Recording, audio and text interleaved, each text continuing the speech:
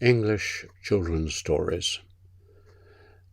I was brought up reading many of the classics of English children's stories, and before I read them, my mother used to read them to me or others.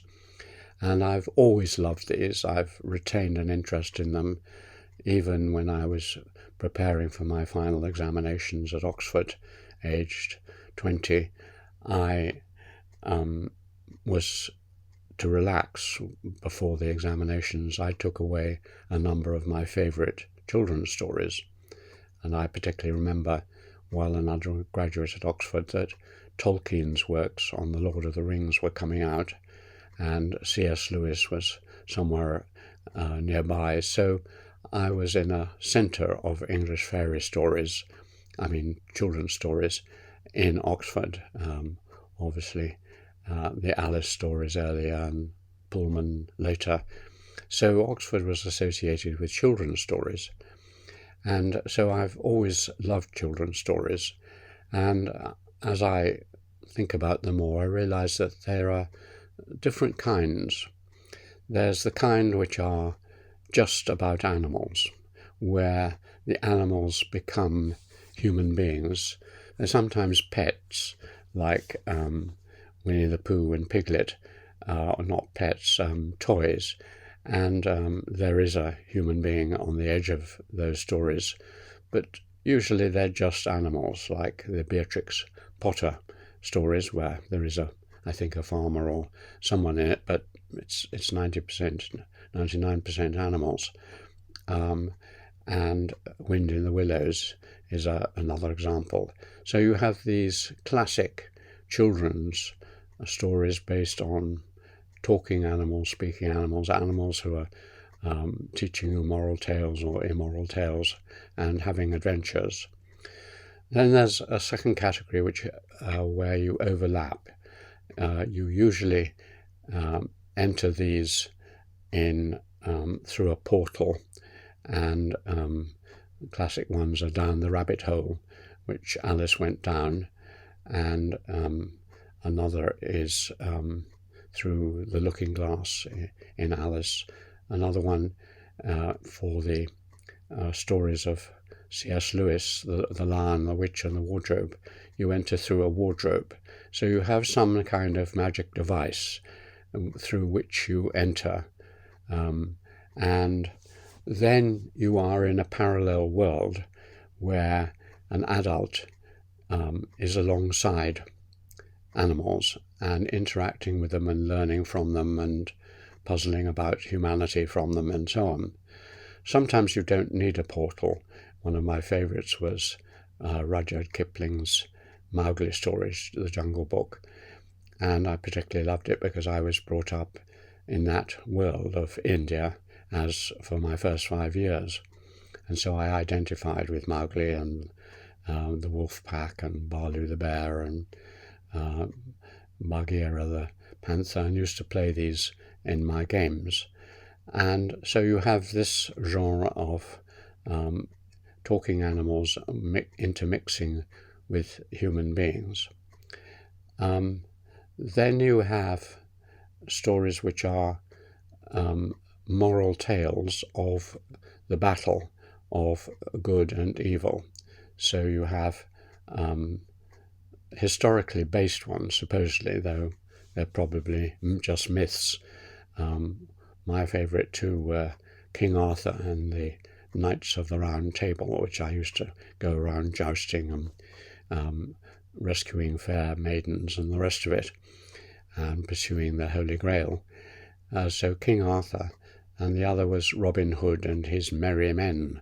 And as I was called Alan, and there was a character called Alan a Dale, I really loved those particularly. But I was different characters and fought the battles of Robin and Little John and the rest of them. So there were those. And then there was another set where you have a battle between good and evil, but much stronger evil and stronger good. And these are fantasy, and the among the best children's stories, or at least the most loved and widespread, are this kind. Tolkien The Lord of the Rings is a classic example of this, the battle against Mordor of the hobbits. And then Philip Pullman, his Dark Materials, Laura's battle against dust and evil, is another famous trilogy. And then, of course, the whole series of J.K. Rowling's stories about Harry Potter, which I found were very, very popular in China and elsewhere. So those are that kind of story. And then another one which I really liked were the ones where you had people who, adventures of children. Some of them were fairly innocent adventures, like Arthur Ransom's 10 or 11 volumes, starting with Swallows and Amazons, about 2 boys and 2 girls and their adventures in the Lake District. And the fact that I moved to the Lake District at the age of 12 helped me to identify with those. So I loved Swallowdale and We Didn't Mean to Go to Sea, and so on. And another example, which I used to love, was the Just William stories. And here it was a naughtier boy. Just William and his outlaws, or his gang, were constantly playing pranks and fighting against adults or against girls or against other gangs. And it pandered to my love of mischievousness and slightly rebellious nature. Roald Dahl is another example of that kind of Charlie and the Chocolate Factory and others is another example of that genre of children behaving not necessarily badly but mischievously in some way and fulfilling some of their dreams, like visiting chocolate factories. And on the edge of that was Wurzel Gummidge, the story about a talking scarecrow and his friends. And then finally there's a genre of escapes into fantasy parallel lands, again often through some kind of portal, lands of magic and mystery. One was Peter Pan and his adventures with pirates and crocodiles and flying and so on. And the Water Babies is another example. And the one I particularly liked was The Secret Garden, which was parallel to my own experience, because I'd come back as a little boy from India, and at times I was very lonely and missed India and that earlier life. And The Secret Garden was about a little girl who went through that experience, and she was partly healed by discovering this secret, beautiful garden where she made new friends and her life came together. Now, all those kinds of story are unique, I think. I've talked to other people, and apart from America, where you get some elements of it, Mark Twain and so on, and but it's not such a great tradition. The English tradition is extremely inventive and creative, and is appealing both to adults and to children. In fact, it's mainly written to adults, I think, and that's because they have a certain theme which I think explains a lot of their force. I was brought up in Wordsworth's Valley and read his Prelude, which is a long autobiographical poem describing his experience of growing up and losing the innocence, the magic, the mystery of childhood, the fusion he felt between himself and nature, the mountains and the trees and the lakes, the fusion perhaps even with animals, and certainly an unseparated world began to decline and disappear in his teens at the time, same time as it happened to me, living in the same place. And he found himself an adult, rational, walking in the light of common day, but the mystery and magic had disappeared. This whole theme is explored by the sociologist Max Weber in what he calls the disenchantment of the world, that the growing rationality of modern society and the way we have to separate out our lives into different compartments and particularly separate ourselves off from the natural world. So you have to give up Father Christmas or believing in Father Christmas and the Tooth Fairy and all that kind of thing and become a sensible grown-up adult. You can read novels and so on, but that land, that world of fairy beliefs and magic and talking animals, that's no longer there. And thinking about it, this seems to be directly correlated to the English family social structure and pattern. When in most societies you're born into a family, you remain part of it, you don't separate yourself off, as I've seen in Nepal and India and elsewhere. And so you remain, in many ways a child until your parents die. In England, you had to learn from the moment you're born, in some ways, to be separated off from your parents. And certainly the English traditionally sent away their children at the age of 12 or 13 or earlier to boarding schools if they were wealthy, or to become servants or apprentices or whatever. And so you become an individual, a separate entity in your thought, in your economy, in your political theories, in your religious beliefs. So you cut yourself off.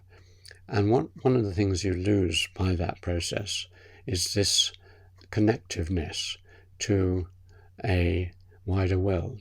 Before, you're not disembedded from your social, economic, political worlds. You are all entangled up with it, but gradually in your early teens and mid-teens. And I realized this was happening as it happened, and I tried to fight against it quite consciously by reading romantic poetry, which Keats and Shelley and Wordsworth, which is all about the same theme, the loss of a richer, more magical world. And I read as much of that as possible in my teens, and also children's stories, as I mentioned. And when I came to write my autobiography recently, some 10 volumes from my infancy to the age of 30, in some ways it's a very extended parallel to Wordsworth's Prelude. It's got all the original documents to show how this happened, because I have my essays and I have my letters to my parents and their letters to me, and I have comments by my teachers and photographs and a huge amount of material, which is why it's 10 volumes. And it recounts day by day, sometimes certainly month by month or year by year, what happened to me as I moved away from childhood. So as far as I know, it's the most detailed account of how you turn from a child into an adult in an English world. And all the time I was sad about leaving that world. And I remember talking to my granddaughter Lily, and she said that she didn't want to grow up. This Peter Pan complex, as it's called, is quite widespread. So I think that a lot of the English children's stories and their force lies in the fact that their authors, like C.S. Lewis, like Roald Dahl, like Graham of Wind in the Willows, they often had unhappy childhoods. All three of those did in various ways, and certainly very difficult childhoods in the sense of being yanked out of their family, as I was, sent to boarding schools. And this shock of having to put away childish things led them as adults to find a great release and relief and pleasure in retreading the paths of childhood in writing, a sort of autobiographical writing in fictionalized form about their imagined childhoods as they thought they were. And so Harry Potter is obviously like that. The whole thing feels just like my boarding schools, even looks like my boarding schools, or Oxford and Cambridge halls and so on. And so the great success of these stories is that they reflect and mirror a great transition in English life. Now, this is associated very much with English modernity and its separations. And so it's an interesting question how, when modernity of the English kind spreads, and you get capitalism and individualism and so on, moving into other parts of the world like India or China or Japan, whether this trauma will also occur and whether you'll get a great flourishing of the English type of children's story. I'm told that it is happening in China, for example, and I would expect that to be the case. So I would expect that alongside many things English which have moved around the world over the imperial period, including obviously the language, the law, certain aspects of it, the religion, the educational system, you would also find that children's stories, which are mentally something equivalent to the great passion for English team games, which has also spread. So children's stories and team games may be two of the great legacies of this very small, insignificant island.